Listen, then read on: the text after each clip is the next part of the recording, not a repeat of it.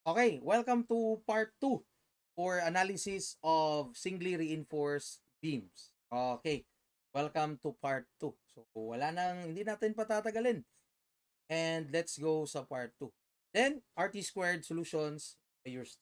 Thank you. And let's continue. Part 2, everyone. Okay, so sa part 1 kanina, okay, balik ko lang sa part 1. Okay, if makita nyo sa part 1, ito yung last. Recap lang, quick recap. So una, kinuha natin yung AS. Pangalawa, kinuha natin yung raw. Tignan natin yung ginawa ko doon na parang graph. And automatic, masolve mo na. Alam mo na anong control, yung fee, lahat. Malalaman mo na siya in just a blink. Okay? Therefore, let's apply that again. Number 2. So, ano ba yan? The parameters are still the same. Beta 1, rho B, rho T, and rho min. Okay? So, sa mga hindi pa nakapanood ng part 1 dyan, do not skip ahead and watch this video. Tignan nyo muna yung part 1 para mas maintindihan ano yung mga sinasabi ko dito. Ginawa nating pangmadalian RC, analysis of. Part 2, 5 ka 22 mm. Okay, here, area bar, 22 mm ang gamit. Yan yung area. Okay, parang procedural na lang talaga yun eh. Then, ang AS, 5 ka 22 mm. Yan. So, from number 1, medyo nilakihan natin yung diameter pero kumunti yung bars. Oh, AS. Checking ulit. You don't need to check. Rho na pala, rho. Rho, AS over BD. Yan. 1,9, substitute. Then, ito yung B, ito yung D. Kuha mo yung rho. Actual rho. Okay. So, after that one, meron ka ng actual rho. Right? Meron ka actual rho. Ang gagawin mo doon is what? Compare. Compare. Rho is still again less than rho T. Anong control? Tara, class, i-memorize nyo to. If ma-memorize nyo to, okay, if ma-memorize nyo to, yabo. Rho is less than rho T. Diba? So automatic tension control. Anong fee mo? 0.9. Ang tension steel, nag-yield. Wala na hassle. Okay? I hope na gets ninyo ha. Hope na meron ka ng tension control. Okay? Now tension control. Then, hindi pa rin doubtful pa din kayo. I-double check nyo. Kunin mo yung A. Okay, ito, paulit-ulit na lang to class. Kunin nyo yung A, ASFY. Paano ba to? Saan ba to galing? Equate itong si tension tsaka si compression. Equate lang yan. Ito at tsaka ito. Kung nakakuha ito ng formula, substitute, makuha ni mo si. Then, solve for C for your checking. Pwede i-check nyo. Ito, sabayan ko kayo ha. I-check natin. Wala nasama yung checking dito. So, meron ka ng A. Diba, ang C is A over beta 1. Solve natin. A is what? 109.173 divided by beta 0.80. 135.23. Yeah. mm. Okay? Then solve for Fs. Check natin. Diba? 600 D minus C over C. Ano yung lalabas? Sige. Save na lang natin to as 600. Yung D is 430 minus C over C. C is yung 1307.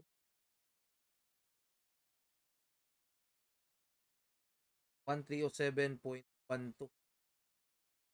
Diba? It is greater than 1,000. If greater than 1,000, tignang mabuti class. Tension control gina. Di na yan yan. Ben, hindi ka na magda-doubt. Ano lang, hindi ka na magda-doubt. Kasi ginawa ko to para jud sa students. Para hindi mahirapan. Mahirapan whether nag-yield ba siya, attention ko. Marami na din siguro nakakaalam nito. Tuturo din. No? Ganyan. Diba? Okay. And, ini, you don't need to do the checking anymore if convinced ka naman din na sa raw pa lang, yun na yung lumalabas. No? And, diretso ka na MN, ASFYD minus A over 2. Galing yan dito. Formula. No? Then you will have this substitute, AS, FYD minus A over 2. Kuha mo yung nominal capacity. Kabuuan pa yan, nominal. Pero syempre, kapag sinasabing design capacity, 266.505. Use phi as your strength reduction factor. Okay? Use phi as your reduction factor.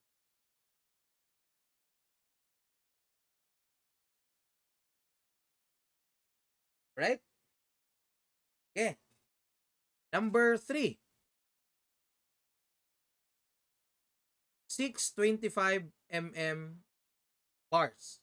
Solve natin. Paulit-ulit na daw. Paulit-ulit. Ganito lang pag-analyze. Una, AS. Isang bakal, 25 mm. Total AS, 6 na 25 mm. Yan. Yan siya. After that, RO. AS over BD. RO.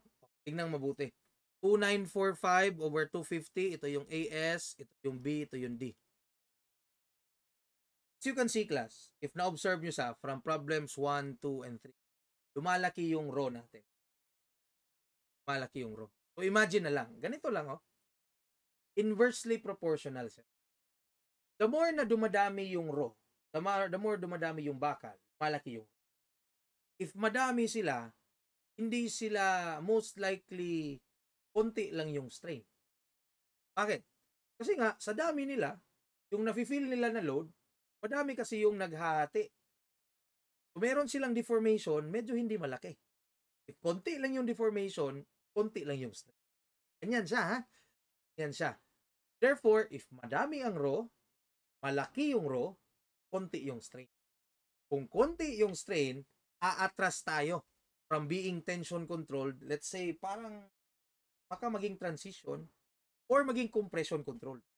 Ganyan siya, ha? The more na madami yung bakal. Okay? So here, RO, compare natin. Ang RO ngayon, it is greater than RO T already. Diba? Greater than RO T, but it is still less than sa RO balance. Okay. The beam is over-reinforced. Bakit? Bakit ko nasabing ganyan? Well, actually, kunin pa natin si RO max. If titignan mo siya, class, dito siya nabilong. RO is greater than RO T. Kahit ito lang tignan mo. Yan. In this area right here, sa transition, ito, over-reinforced na yan. Itong area naman to, dito sa kabila, that is under-reinforced. Yan yung under-reinforced. No? Yan. So therefore, over-reinforced tayo if kukunin natin yung RO. Tignan natin yung RO max. Si RO max kasi yung nagpapahati dyan. Si RO max. So, solve natin si RO max, ha? Para malaman talaga natin whether over or under-reinforced. This is not part of the solution. I just want you to understand talaga whether under or over-reinforced. Okay? Yan. Oh, in conformance to section 409.3.3.1, actually ito yung section nagsasabi na ang strain dapat 0.004 minimum sa tension. Check natin, ito yung strain 004 na derive natin as RO max. Substitute, meron kang beta 1, meron kang FY, meron kang E. Tignan mo naman yung RO max. Okay, RO max 0.024. Your RO is 0.02. RO is greater than RO max. Tama, over-reinforced. Tignan natin ulit para maniwala kayo. RO is greater than RO max. over-reinforce. Okay? Rho is greater than over-reinforce.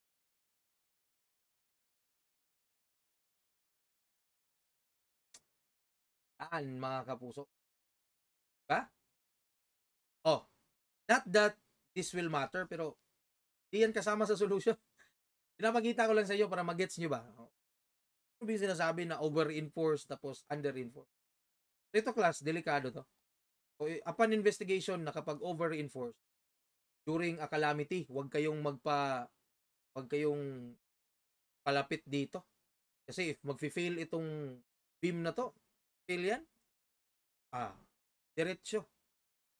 Mahuhulog yung concrete. Wala nang warning.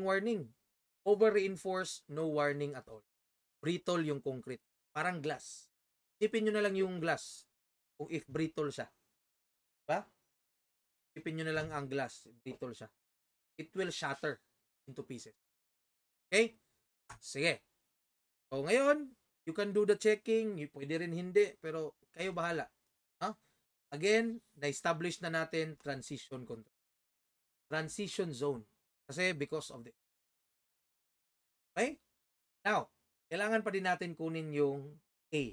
Siyempre, no? Check natin. Wala na talaga. Pangatlong time ko na to na mag-convince sa inyo na ito, maniwala na kayo dito. Yan. Fs equals Fy. Yield pa si, no? Nag-yield. Assume natin. Tension equals compression. Wait lang yan. You will get this value. Okay? Hindi ko na lang siya isa-isay na. Substitute, nandyan naman din yung mga notation yan. AS, Fy, Fc prime, tsaka yan lahat. Then, makuha mo si A. After ng A, all for C. Yan. Meron kang beta 1 dito. Then, after ng C, do the checking. Tignan mo yung Fs. 630. Balikan natin dito. Diba, itong Fs na daw dito, okay, is 800. 800 siya. Meaning, nandito pala siya na area, Fs is 600. So, nasa in-between siya ng Fy at saka 800. Nandito siya na region. So, again, formula base natin ang phi. Phi is 0.65 plus 0.25 Fs minus Fy over 1,000. Yan. Okay? Yan yung gagamitin natin. Transition control yun. Oh, yun. Okay? Totoong totoo. Sige. Right here. Ito yung actual Fs. Gagamit kasi natin yan. Solve for nominal. Ito. Phi pala. Phi. Using this formula, substitute right here. Fy, meron ka naman yan. Para makuha mo yung strength reduction factor. 0.74. That case, meron ka ng phi. Solve for nominal moment. A as Fy, D minus A over 2. Yan lang po. No? Makuha ni mo si F. But then again, design moment strength man or design capacity, yung pinapahanap, therefore, PMN, 0.74. 117? Oy, typo error. Let me lang na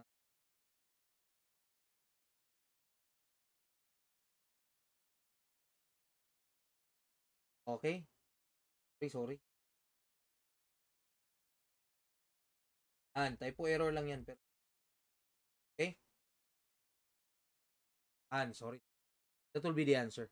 313.385. Okay, meron pa itong typo ata.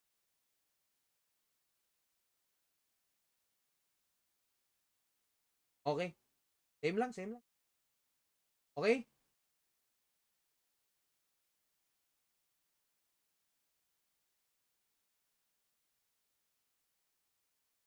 Okay? Then, last one.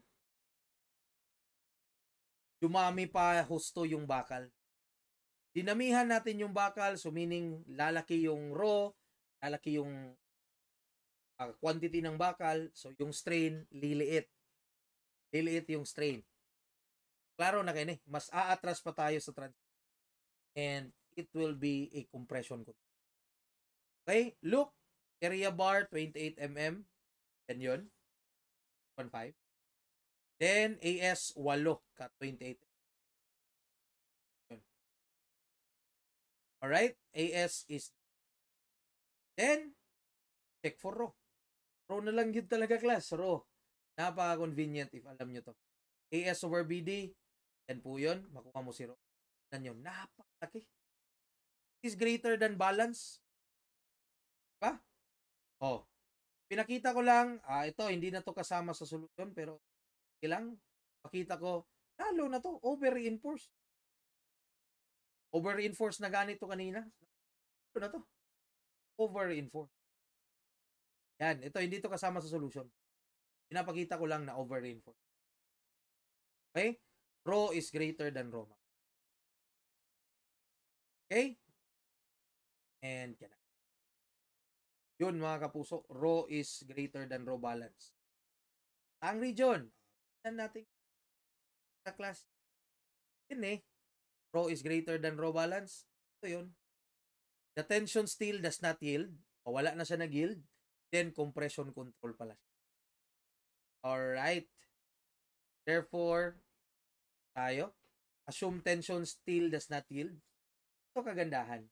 Kasi if alam mo na dito na hindi nag-yield, might as well gamitin mo na lang na hindi nag-yield talaga para makuha mo yung A. Kailangan mo kasi yung, diba ito yung actual FS gagamitin. Okay? So with that, tension equals compression. Lahat na ang A in terms natin sa C, FS in terms natin ng S, FS, 85 FC. Right? Hope na-gets ninyo. Then, yun. Solve for C. Kayo na lang mag-input, ha? AS, FC prime, FS, FS, 85 FC prime, beta 1C, makuha mo si.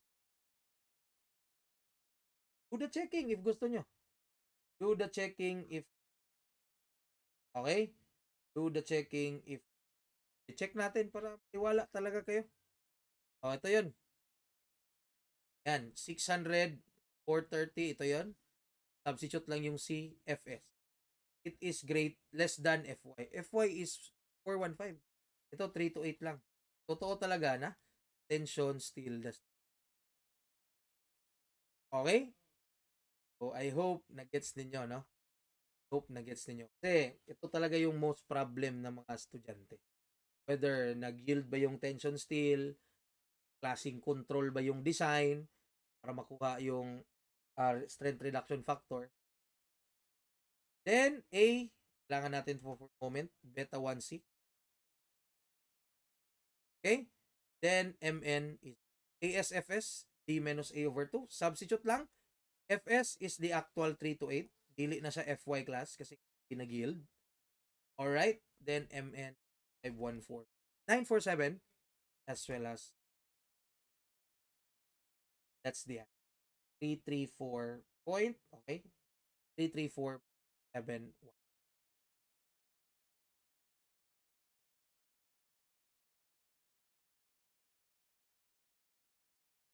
Okay? And yun. I hope it helps for you guys. I hope it helps for you guys yung natin for analysis. English. Abangan sa mga susunod na mga days, we will upload the design of design for flexural members. Singly and syempre may doble na. Okay? I hope you like the video. If you like the video, then hinihintay nyo. Subscribe na. Char. Okay, so you have there the YouTube channel for a page also sa Facebook. If you want anything na gusto nyo ipasok, so just I'll be happy to Okay, if kaya natin, isusunod natin. Why not? Ba? And thank you. And I'll see you on the next one. Thank you and have a good